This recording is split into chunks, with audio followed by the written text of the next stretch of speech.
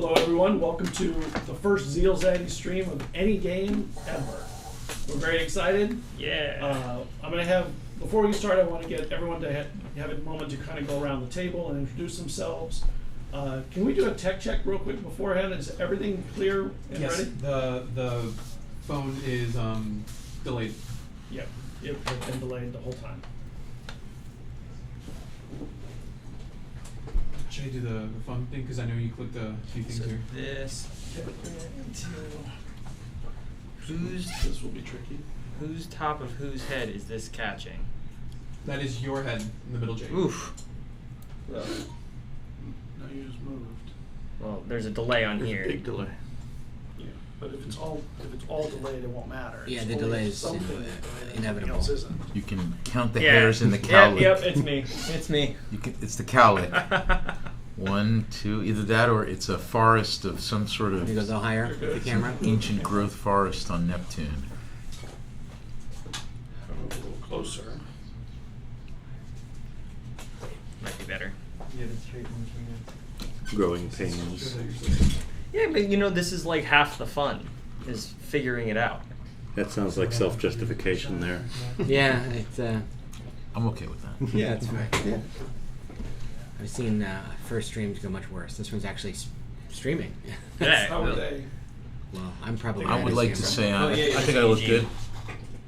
Here, you can see right here. Yeah, His Cliff's head is a little cut off. Yeah, we're not safe. So is there a way we can This is, angle well, the camera? this is also delayed. Fire the entire technical staff. We'll get it. I specifically required that my head be in camera. Yes, my in contract. frame. That's right. Yeah. And, angle it a little down if you can. That should be fine.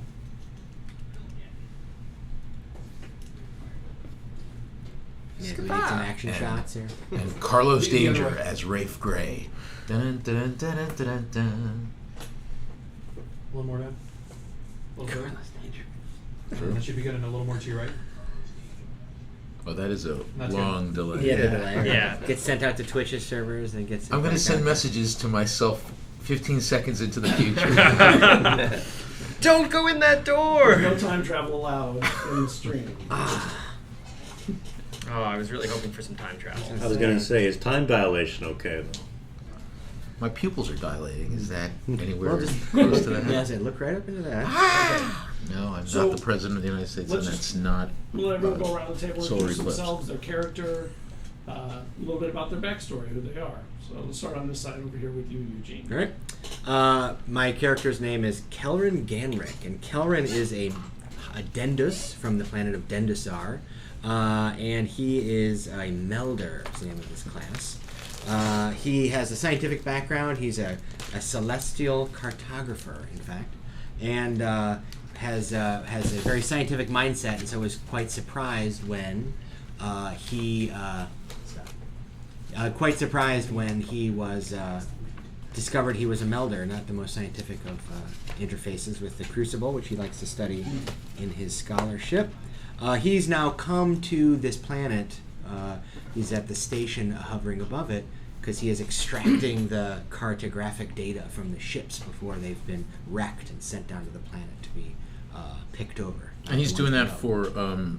for purposes of scholarship. Mostly, yeah. He's contracted with one of the local companies, so he pulls the data out, he gets to study it, and then he sells it to them, or they pay him to give it to him. And so his goal is to try to map more systems and find more crucibles, because he's trying to figure out how these things work. Delay real quick. Because he now has Yeah. this weird power that's caused by these crucibles. And no one in his kin line has ever had such a power, and he wants to solve it, because he loves puzzles.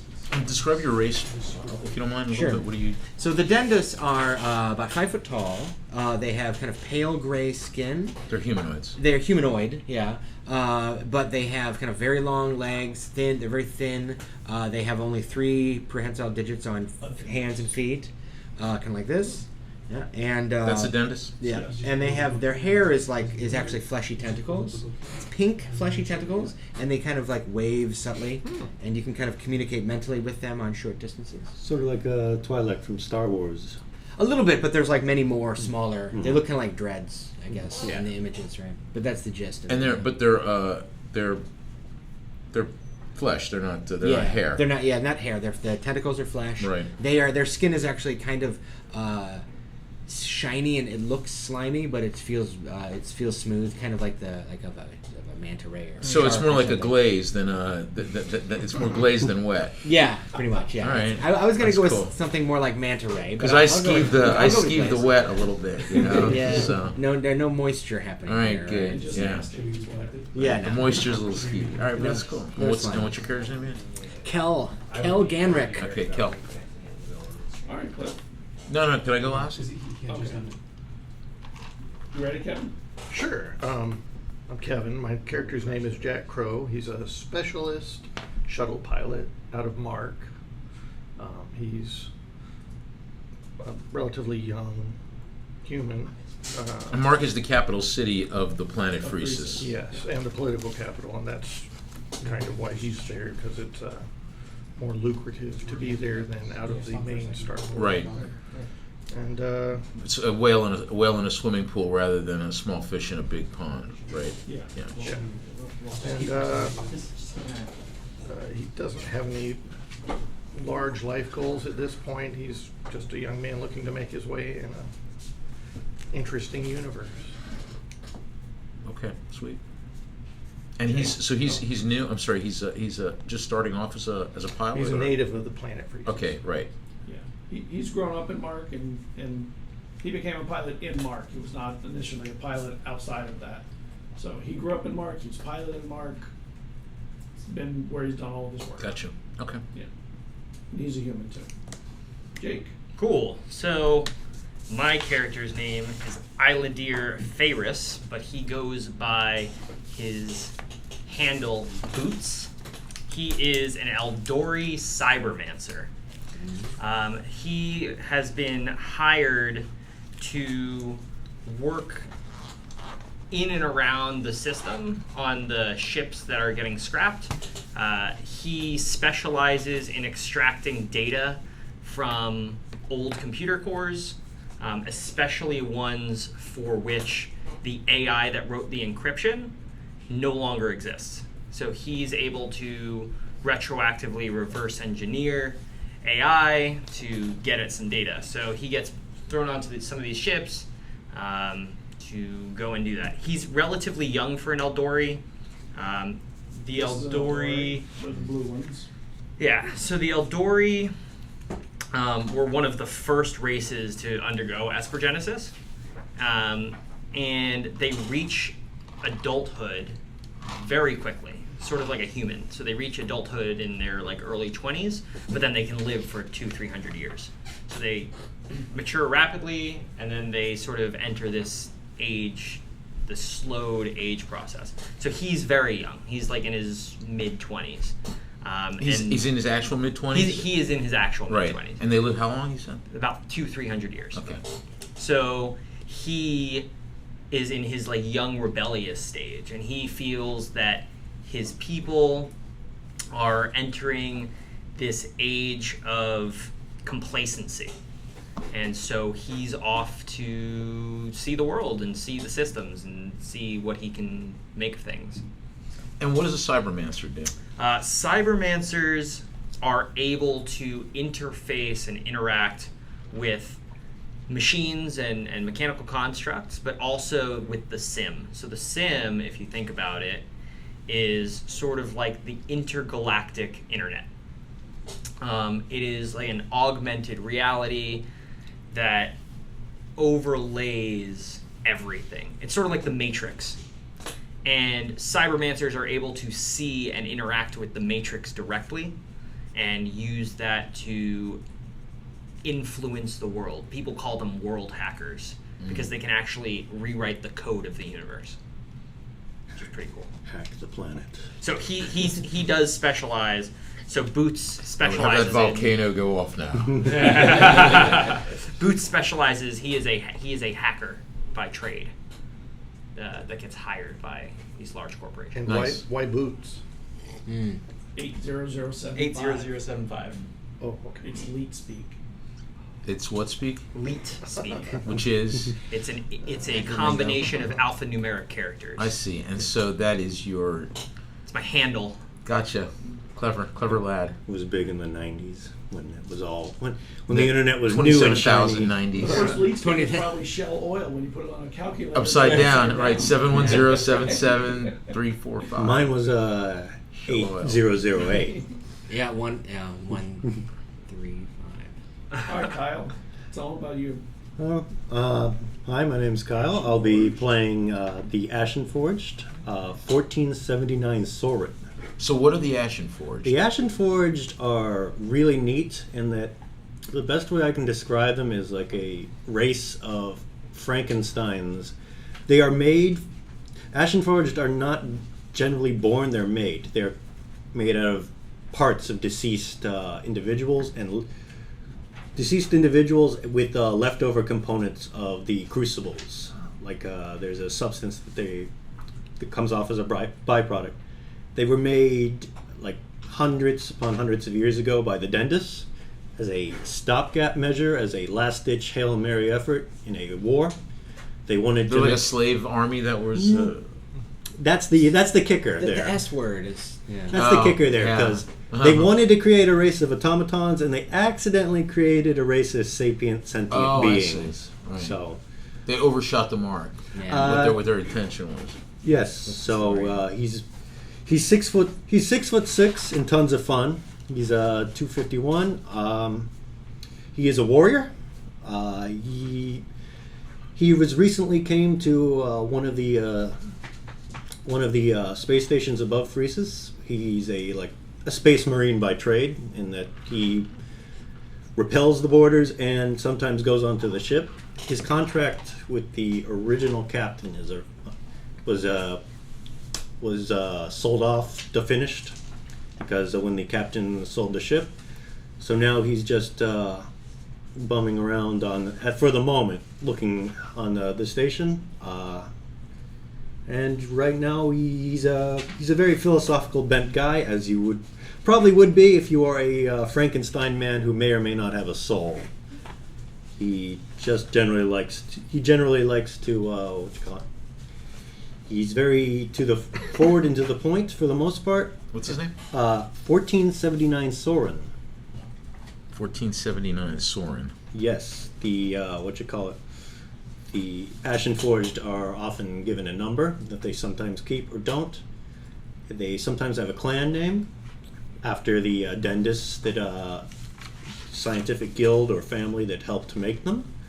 He has chosen not to keep his clan name, and his Sorin isn't even his original name, but is the name he adopted upon reading about the works of the famous ancient...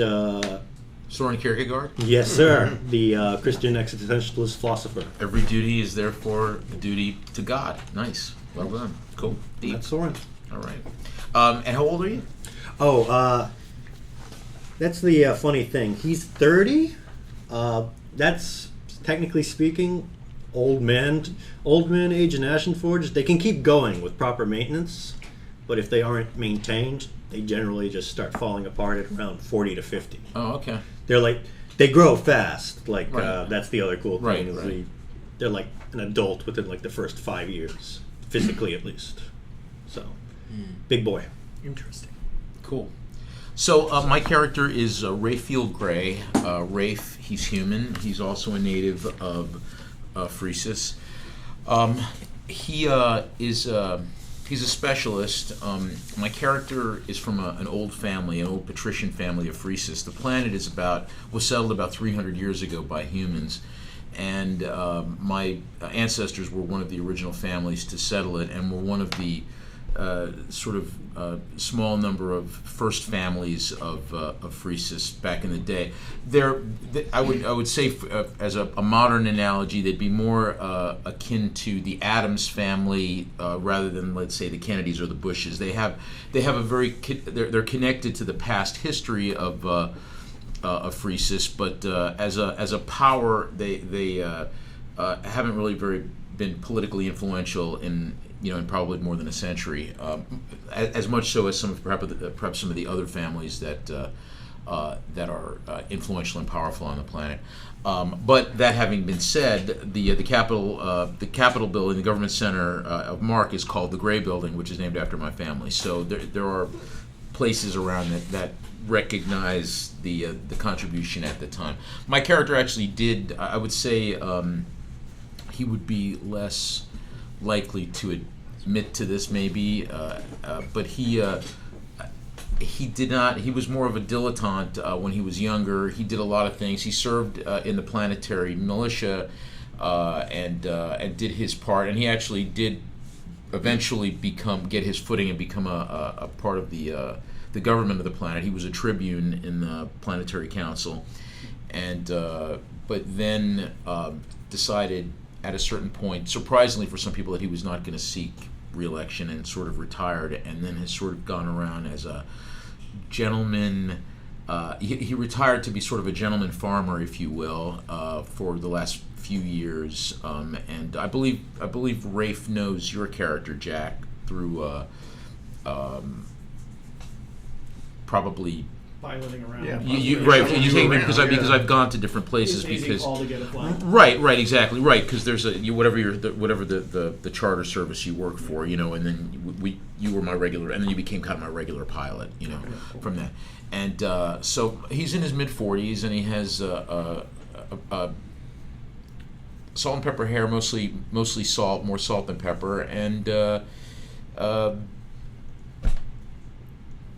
more to be revealed as we go along. Right.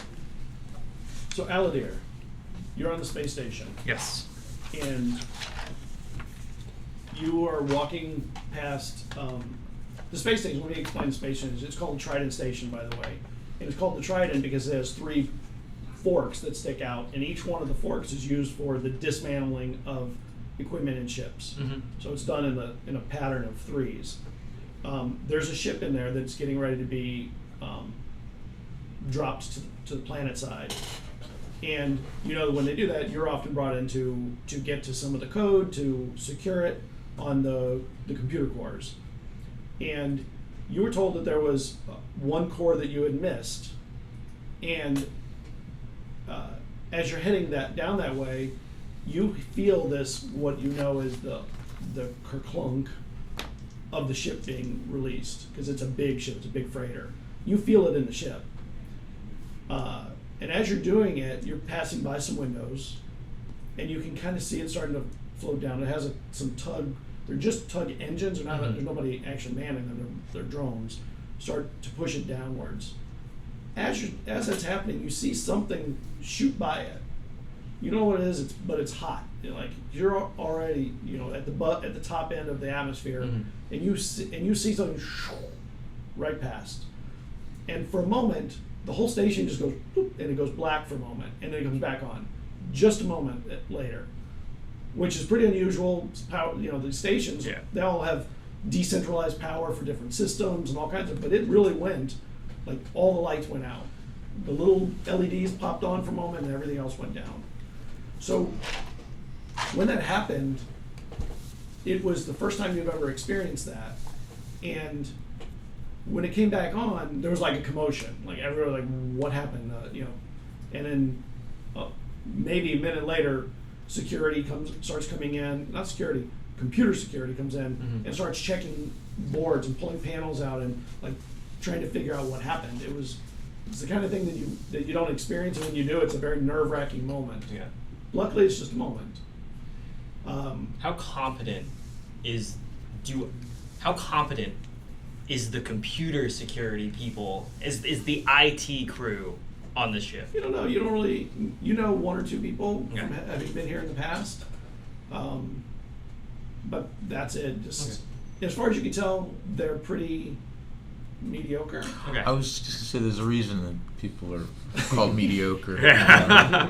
Yeah. This is what they've Right. risen to their level of mediocrity. Right. And they're on Trident Station. Got it. And you were heading down to that ship because you were told you were supposed to go on to check that core. Yeah. And The ship's the ship is gone. got it. So normally there's a check-in person. I mean, you can see if there's anything there for you, but normally they don't save things for you. Got it. So Either go in and get I'm it or gonna not. I'm gonna do a couple things. So first, I'm going to, if I see some of the computer personnel of the station walking up to a terminal and trying to access the terminal, Yeah. I'm gonna look over their shoulder and see what they're doing. Okay. They're paying you no mind at the moment. Cool. So I'm just like looking. You want me to roll a computers check? You don't need to on this. It's pretty simple. You can tell that it's an older station. Okay. This is the older of the two stations, Got actually. it. The civilian station is much newer than this one. Is the civilian station also in this? There's two space stations around the planet. This one is the industrial one where they dismantle ships. Right. And the civilian one is more. Is that Mark? This station is Trident Station. The other one is Kiyomi Station. But where's Kiyomi Station? Is that it? It's orbital. Oh, I see. There's I two see. space stations. I got you. Okay. This one is the industrial one. The other one is civilian, But political. the industrial one is the one that's that. The Trident Station with the three prongs that stick out. Right, and it's physically on. No, it's in space. No, it's in They're space. both Space. orbital. What's the large facility that's on the planet that's not Mark? Oh, Portland. Okay. That's the bigger city. That's the biggest city on the planet. Right. It's not the capital, but it's the biggest city. And that's where the transportation hub is centered. I see. Okay, that's All my that stuff. that was my okay. I was thinking that was the transportation Yeah. place. Okay, gotcha. So you can see that they're going through checks, and they're just running the automatic checks. And it looks like there was some kind of a data purge for a moment, like it lost data for just a second, which is really unusual in the first place. And they're as dumbfounded at talking to each other. And what excuse me, can I help you with something? We really need to work on this. Yeah. No offense, but I am a contractor who is brought onto the station to extract data from the ships before they are shunted off the station. The ship's gone. I get that. It's a good thing you weren't on it, I guess. A, yes. B, not quite as good because I missed out on the core that I was supposed to be getting from the ship. But I like you, would like to know what just happened. So the dentist got that last core. There was one core left. He got that already. who did? Do you remember his name? I don't know. The one with the Ashen Forged. I don't know. Go check the logs. I don't know. We're really busy. Okay, I'm gonna do that. Okay. So I'm gonna find an open terminal if there is one. Okay. And I'm going to go into the terminal and I'm going to try and find out who the last person on that ship was. Okay. Make me a computer check. Ooh, wow, that's rough. 10. That's a 7. He may not have been. The logs may not have been input yet. Got it. Okay, so I'm going to, given that information, go down to the dock. Okay. And try to find whoever my check-in person is. They're probably behind a counter or Yeah. something. It's a boxed window, Got it. and there's a guy